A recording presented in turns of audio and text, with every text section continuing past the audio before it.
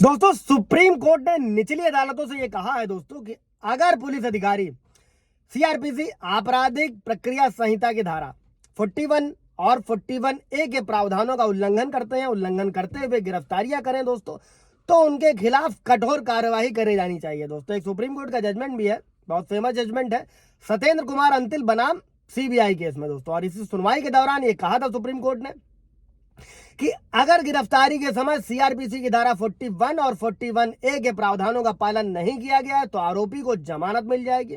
साथ में ही supreme court ने यह कहा है दोस्तों कि ये सीआरपीसी की जो दोनों धाराएं हैं ये संविधान के अनुच्छेद 21 के तहत जो मौलिक अधिकार मिले हैं उनके भी पहलू हैं। दोस्तों जय नमस्कार, मैं एडवोकेट आशीष मिश्रा।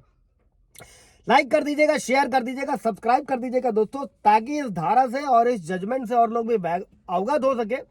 किसी भी तरीके का अगर वैवाहिक मामला चल रहा है, मैट्रिमोनियल डिस्प्यूट है पति पत्नी के बीच में दोस्तों, होता क्या है कि जिस दिन से पत्नी घरेलू हिंसा या फिर झूठे मुकदमे दर्ज कराती है या फिर शिकायत करती है पुलिस में, तो सबसे पहले आम आदमियों के मन में डर होता है। उस डर के चलते बहुत सारे नुकसान होते हैं। कई बार लोग अंधा पैसा दे के समझौता करने का प्रयास करते हैं, डर के रहते हैं, पूरा परिवार डर के रहता है। दोस्तों ये वीडियो सिर्फ उन लोगों के लिए है ताकि उनके मन का डर हट सके।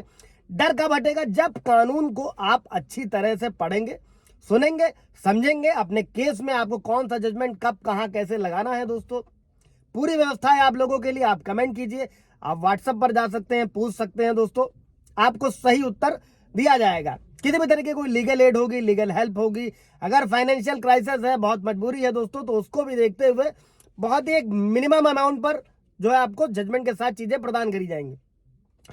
सवाल जवाब होगा, कमेंट में पूछेगा। अभी बढ़ते हैं वीडियो की तरफ।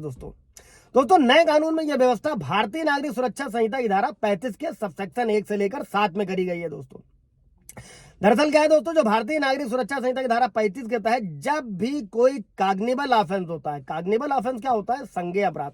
इस पर पूरा ब्रीफ वीडियो है, गंभीर मुकदमे होते हैं दोस्तों, उसको जाकर आप देख सकते हैं। ऐसे में क्या होता है कि जो पुलिस अधिकारी या मजिस्ट्रेट के आर्डर या वारंट के बिना भी किसी व्यक्ति को गिरफ्तार कर सकता है। जबकि जो गैर संज्ञेय अपराध होते हैं दोस्तों, और मैक्सिमम जो पत्नियां झूठे मुकदमे लिखाती हैं तो गैर संज्ञेय होते हैं। 498 में तो गिरफ्तारी पर रोक है, बशर्ते कि वो कॉग्निबल ऑफेंस है दोस्तों।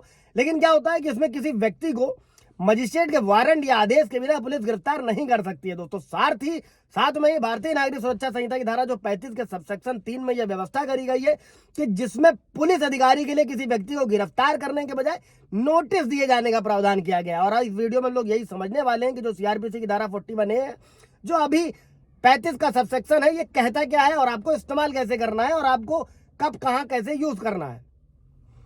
दोस्तों जितने भी नॉन कॉग्निबल ऑफेंसेस है पुलिस अधिकारी को, ऐसे सभी मामलों में जिनमें 41A के सबसेक्शन 1 के तहत जो है किसी व्यक्ति की गिरफ्तारी जरूरी नहीं है दोस्तों, आरोपी है या संदिग्ध है, उसको अपने सामने हाजिर होने का नोटिस जारी करेगी पुलिस। इस धारा के तहत क्या क्या करना है उसकी व्यवस्था करी गई।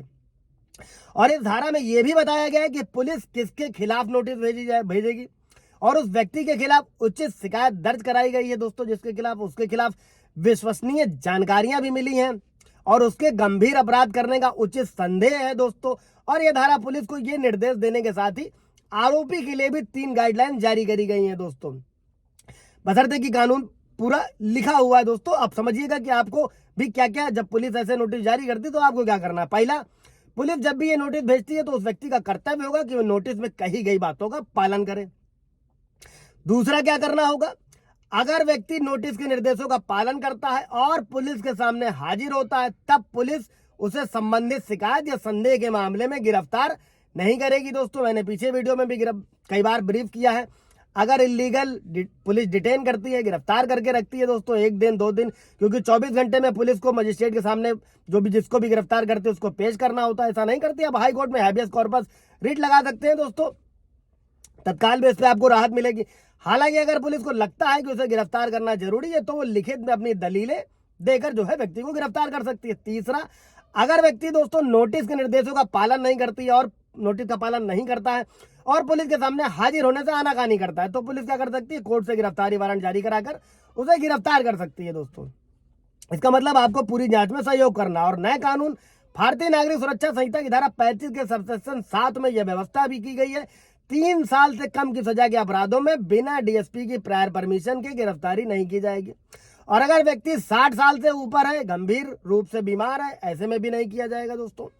दोस्तों ये कानूनी जानकारी आप लोगों के लिए बस इसीलिए कि आप समझे, डरे नहीं, स्टैंड करें, और अगर कोई झूठा मुकदमा है या ऐसा कुछ है तो उससे फाइट कर सके अच्छे तरीके से। कोई सवाल जवाब होगा दोस्तों पूछिएगा। Thank you.